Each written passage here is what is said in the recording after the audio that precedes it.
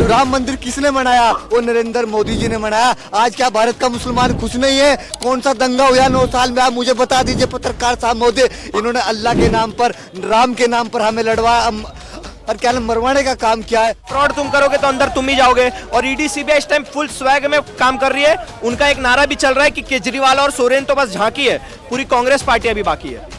उसके बाद जिताया किसने? मुसलमान ने। हमें यूज किया दूध में से जैसे मक्खी काट के फेंक देते हैं, ऐसे केजरीवाल जी ने हमें काट के फेंक दिया। धारा 370 भाजपा ने हटवाए, जो कि एक सपना था।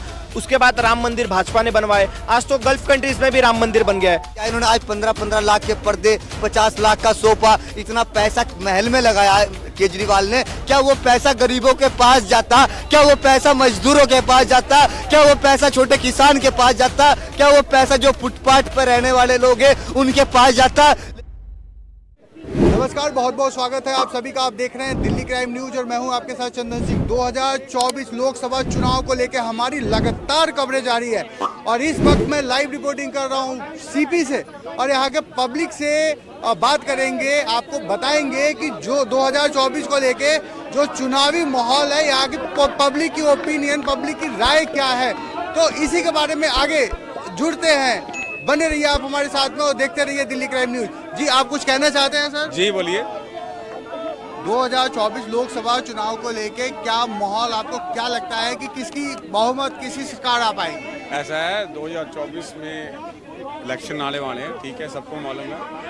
सरकार उसी की आएगी जो पढ़ा लिखा समझदार नेता होगा, वो पीएम की कुर्सी में ही बैठेगा। जो समझदार पढ़ा लिखा एजुकेट, जो कुर्सी के काबिल होगा उसी को कुर्सी मिलेगी। जो देश के युवाओं को रोजगार दे सके, गरीबी को खत्म कर सके। ईडब्ल्यूएस कैटेगरी में आज हमारे पास 50 करोड़ से ऊपर लोग हैं, उनको सारी फैसिलिटीज दे सके। रोजगार, जो पढ़े लिखे युवा रोजगार, जो पढ़े लिखे बेरोजगार हो रहे हैं हर साल 2 करोड़ के आसपास हर साल पढ़े लिखे एमए, एमएससी, बीटेक करके सब बेरोजगार हो रहे हैं, उन सबको रोजगार दे सके। ऐसा ही नेता हमें चाहिए जो 140 करोड़ लोगों का सब कुछ देख सके, उनकी सारी लाइफ को अच्छे से देख सके, जो उनको संवार सके, जो समाज में सबको अच्छी प्रशासन दे सके। ऐसा नेता हमें पीएम चाहिए पढ़ने का। जी, आपसे जानना चाहेंगे कि जिस तरीके से लोकसभा चुनाव की जो प्रक्रिया है, उसके अंदर जो भी ये केजरीवाल गठबंधन की सरकार है, उसके अंदर कोई मुस्लिम उम्मीदवार के नाम नहीं दिखाई दे रहे हैं, तो इसके बारे में आपका क्या कहना है? पत्रकार साहब महोदय, सबसे बड़ी बात तो यह है केजरीवाल ने हमें यूज किया है। 2 बार 3 बार में मुख्यमंत्री रहे, 1 बार इस्तीफा दे सके, 2 बार में फुल बहुमत से जीते हैं। उसके बाद जिताया किसने? मुसलमान ने। हमें यूज किया दूध में से जैसे मक्खी काट के फेंक देते हैं, ऐसे केजरीवाल जी ने हमें काट के फेंक दिया। हमें आज तक केजरीवाल ने यूज किया हमें वोटों के लिए, अपनी कुर्सी के लिए, अपनी सत्ता के लिए। लेकिन ये दिल्ली का मुसलमान और भारत का मुसलमान जान चुका है, इनसे बड़ा चोर लुटेरा नहीं है। सिर्फ ये लूटने का काम किया है इन्होंने। आज 15-15 लाख के पर्दे, 50 लाख का सोफा, इतना पैसा महल में लगाया केजरीवाल ने। क्या वो पैसा गरीबों के पास जाता? क्या वो पैसा मजदूरों के पास जाता? क्या वो पैसा छोटे किसान के पास जाता? क्या वो पैसा जो फुटपाथ पर रहने वाले लोग हैं उनके पास जाता? लेकिन इन लोगों ने गरीबों के साथ अन्याय किया है। अब ये मोदी जी जो कह रहे हैं ना, हम 400 को पार कर रहे हैं, वो मोदी जी इसलिए कह रहे हैं क्योंकि मोदी जी को पता लग चुका इंशाअल्लाह भारत का 40 करोड़ मुसलमान वो मेरे साथ है। तो मोदी जी आज छाती पे हाथ मार कर कहते हैं, क्योंकि इन्होंने क्या अखिलेश जी हुआ, क्या केजरीवाल हुआ, क्या मायावती हुई, आज तक हमें यूज किया। इन लोगों ने हमारे साथ अत्याचार किया, जुल्म किया, हमें सताने का काम किया, हमें हिंदू मुस्लिम करके हमें लड़ाने का काम किया, हमें मरवाने का काम किया। राहुल गांधी जी कहते थे, केजरीवाल जी हमारे बीच में जाके कहते थे हम जहाँ राम मंदिर है वहाँ तुम्हारी मस्जिद बना देंगे, लेकिन हमें लड़ाते थे। मैं तो कहता हूँ 100 करोड़ हिंदुओं की आस्था को ठेस पहुंचाकर हम नहीं चाहते हमारी वहाँ मस्जिद बने, हमारा खुदा नाराज हो जाएगा। क्योंकि 100 करोड़ हिंदुओं की आस्था को ठेस पहुंचाकर अगर वहां खुदा की हम इबादत करेंगे तो हमारा खुदा नहीं कह रहा तुम वो इबादत करो।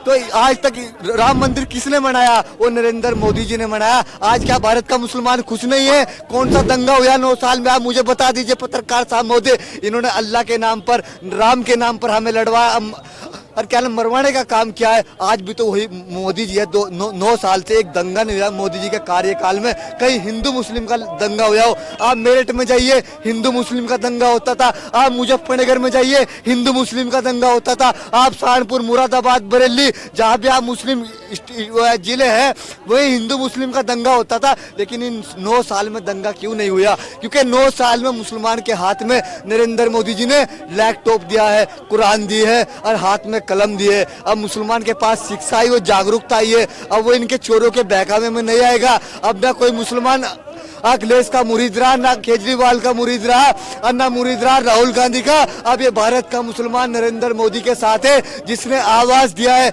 जिसने 15 एम्स बनाए, जिसने पूरे भारत के अंदर आज रेलवे स्टेशन का डेवलपमेंट चल रहा है, बड़े बड़े हाईवे फ्लाईओवर दिए। वो किसने दिए? वो नरेंद्र मोदी ने दिए। जो सारे माफियाओं को जेल में डालने का काम किया है, सारे माफियाओं को मिट्टी में मिलाने का काम किया है, उत्तर प्रदेश के अंदर किसने किया है? वो योगी जी ने किया है। क्या वहाँ मुंह देख के बुलडोजर चला गया है? ये मुसलमान है, ये हिंदू है, कोई भेदभाव नहीं किया है। अगर अतीक को मारा है तो विकास दुबे को भी मारा है। इस सरकार में कोई भेदभाव नहीं हो रहा। सबका सम्मान है, सबका साथ, सबका विकास इस सरकार में हो रहा है। मैं एक योग शिक्षक हूं और पिछले 5 वर्ष से मैं योग शिक्षण का कार्य कर रहा हूं। 2015 से 21 जून को योग दिवस मनाया जा रहा है सर। प्रधानमंत्री मोदी जी ने हम लोगों के लिए बहुत अच्छी घोषणा की थी कि 21 जून को योग दिवस मनाया जाएगा, लेकिन 21 जून 2015 से लेकर के अभी तक 10 साल पूरे होने जा रहे हैं मोदी सरकार की। योग शिक्षकों के लिए उन्होंने कुछ भी नहीं किया है। 1 करोड़ से ऊपर बेरोजगार पैदा हो चुके हैं पूरे देश में योग शिक्षकों के नाम पे सर। और हर साल लगभग 50 लाख के आसपास बेरोजगार पैदा हो रहे हैं। योग की पढ़ाई हो रही है, लेकिन कक्षा 1 से लेकर कक्षा 10वीं 12वीं तक योग का पाठ्यक्रम में कुछ नहीं है। कॉन्ट्रैक्ट बेस से भर्ती की जा रही है, 1 साल बाद उनको निकाल देते हैं, फिर से अंधेरे में रही है 1 साल के बाद में। एक भी सरकारी शिक्षकों की भर्ती अभी तक नहीं की गई योग में।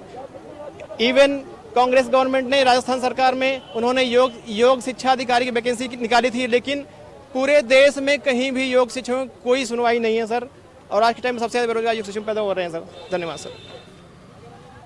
वो काम कांग्रेस ने पिछले 70 साल में नहीं करा था और आगे आने वाले 700 साल में भी ना कर पाएगी, क्योंकि धारा 370 भाजपा ने हटवाए, जो कि एक सपना था। उसके बाद राम मंदिर भाजपा ने बनवाए, आज तो गल्फ कंट्रीज में भी राम मंदिर बन गया है। उसके बाद ट्रिपल तलाक इन्होंने खत्म किया, सीए इम्प्लीमेंटेशन की बात यहाँ चल रही है, यूसीसी यहाँ लागू हो रहा है, एनआरसी की बात यहाँ चल रही है। हमारे देश में ग्लोबल साउथ की बात अब होने लगी है। G20 समिट भारत ने इनके टाइम पे होस्ट किया। तो जितने भी बड़े बड़े तत्व थे, अमेरिका इनको बोलता है हमें ऑटोग्राफ दे दो, उसके बाद ऑस्ट्रेलिया वाले इनको बॉस बोलते हैं। तो जो भारत पहले पीछे दब के खड़ा रहता था, आज वो भारत पूरे नेतृत्व कर रहा है पूरे विश्व का। और अब भारत एक विश्व मित्र बन के उभरा है बीजेपी के दौरान। तो भैया मैं तो चाहूंगा, अगर भाजपा ऐसे काम कर रही है तो आगे आने वाले 2050 तक बीजेपी रहे, हमारा भारत दूसरे या तीसरे नंबर पे पहुंच जाए। तो ईडी के द्वारा, सीबीआई के द्वारा जेल भेज के बीजेपी 2024 की लोकसभा के चुनाव को जीतना चाहती है, तो इसके बारे में आप क्या कहना चाहेंगे? सर ये सारा का सारा फ्रॉड आरोप है, क्योंकि जब sitting prime minister Narasimha Rao ji थे तब भी उनके ऊपर ये आरोप लग रहे थे। कांग्रेस के दौरान में भी कांग्रेस पे आरोप लगते हैं, बीजेपी के दौरान में भी कांग्रेस पे आरोप लगते हैं। ईडी सीबीआई को एस्टैब्लिश करने वाली भी कांग्रेस थी और आज उनको खत्म करने की मांग करने वाली भी कांग्रेस है। तो इससे साफ पता चल रहा है भैया कांग्रेस पलटू पार्टी है और ये भारत की जनता अच्छे से समझ रही है। 350 करोड़ इनके घर से निकलते हैं, उसके बाद 20-25 करोड़ दिलीप घोष के घर से निकलते हैं बंगाल से। तो भैया फ्रॉड तुम करोगे तो अंदर तुम ही जाओगे। और ईडी सीबीआई इस टाइम फुल स्वैग में काम कर रही है। उनका एक नारा भी चल रहा है कि केजरीवाल और सोरेन तो बस झांकी है, पूरी कांग्रेस पार्टी अभी बाकी है।